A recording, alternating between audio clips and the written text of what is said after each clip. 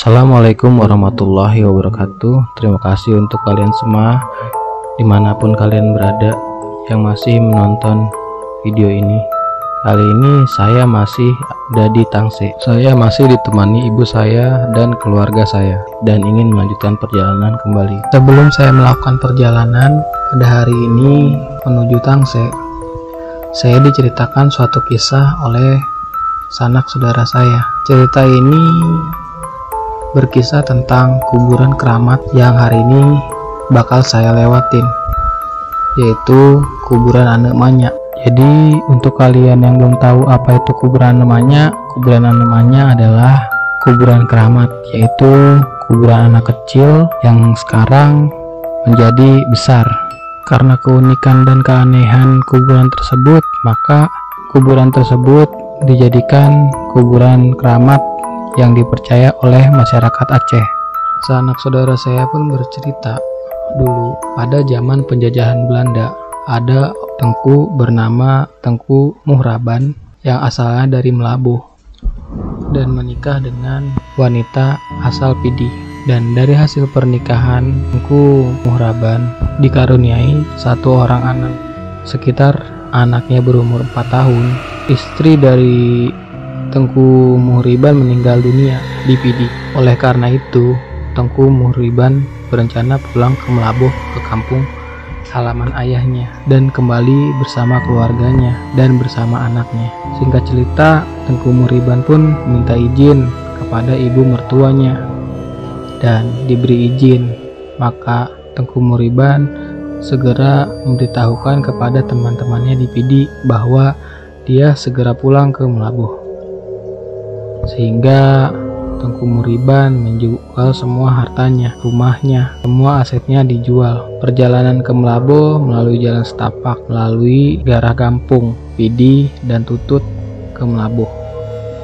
Salah satu temannya menanyakan tanggal dan hari Tengku Muhriban pulang ke Melabuh. Tanpa rasa curiga, Tengku Muhriban memberitahukan kepada temannya kapan ia akan pulang. Dalam perjalanan pulang ke Melabuh, Tengku Muhriban pulang bersama anaknya dengan membawa semua asetnya yang sudah ditukar menjadi emas. Hasil penjualan dari asetnya yang telah dijual. Tengku Muhriban berangkat bersama anaknya dan temannya. Jadi mereka berangkat bertiga. Sesampainya di daerah perbatasan Gampung, temannya minta izin pulang sama Tengku Muhriban karena temannya ini merasa kelelahan dan segera ingin balik ke Pidi. Tengku Muhriban dan anaknya tiba di Gampung dan segera bertemu dengan Ule Balang atau kepala desa atau keci bila disebut dengan orang Aceh. Itu adalah panggilan dari kepala desa bila di Aceh. Di rumah Ule Balang, Tengku Muhriban dan anaknya diberikan bekal nasi karena perjalanan mereka cukup jauh melalui jalan setapak dan melewati hutan. Karena jalanan pada waktu itu masih jalanan setapak dan harus melewati hutan dan pegunungan.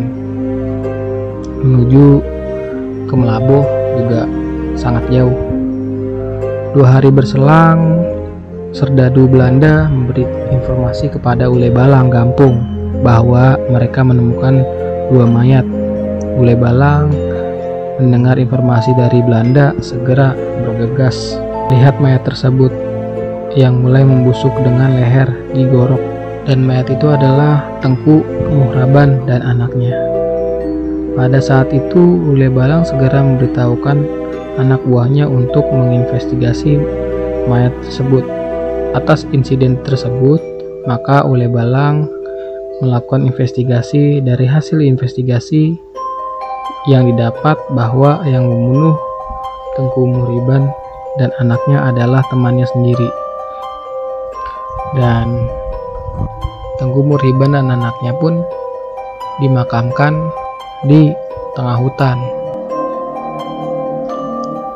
Yang tadi ikut dengannya bersama Tengku Muhriban dan anaknya. Rupanya teman dari Tengku Muriban sudah merencanakan hal tersebut karena tergiur dengan hasil dari penjualan aset dari Tengku Muriban yang berupa emas, sehingga teman Tengku Muriban tega dan rela membunuh kerabatnya sendiri, dan tersangka pun sudah diberi hukuman. Pada saat itu, maka tahun demi tahun berlalu, kuburan anak kecil yang tadinya kecil menjadi membesar. Makanya kuburan anak Manyak adalah kuburan yang dipercaya masyarakat Aceh sebagai kuburan keramat. Dan konon katanya jika kita melewati rute ini, jika kita tidak mampir atau tidak berziarah, maka konon katanya akan celaka. Dan saya pun ingin sekali berkunjung ke makam tersebut karena saya tidak tahu dan saya ketinggalan oleh saudara saya yang di depan. Akhirnya saya pun tidak mampir ke kuburan anak Manyak, dan yang alhamdulillahnya saya melewati rute ini dengan aman dan tidak ada sedikit pun kendala. Tapi review dari saya yang sudah melewati rute ini, menurut saya rute ini rute yang angker, karena saat di perjalanan melewati rute ini seperti seperti berada di dunia lain. Karena pada saat saya melewati rute ini, jujur cuaca berubah-ubah, sebentar panas, sebentar mendung, dan kabut selalu menyelimuti tempat ini. Dan suhu juga lumayan dingin saat saya melewati rute ini karena perjalanan yang rimbun dan jalan yang sempit, bahkan jarangnya orang lewat rute ini. Mungkin menurut saya daripada rute Betung Ateh Takengon, rute ini jauh lebih menantang dibandingkan rute Betung Ateh. Dan akhirnya saya pun sampai keluar di rute kuburan anak Manyak. Untuk kalian yang mungkin melewati rute ini, harap selalu waspada dan selalu konsentrasi saat di perjalanan. Mungkin sampai di sini dulu cerita kali ini. Videonya akan saya sambungkan lagi di part 3 Tangse. Bagaimana keseruannya? Jangan lupa saksikan terus channel ini. Jika mana memang kalian suka dengan video ini, jangan lupa like, komen, dan subscribe. Saya Regi Ferdiansah, salam satu aspal.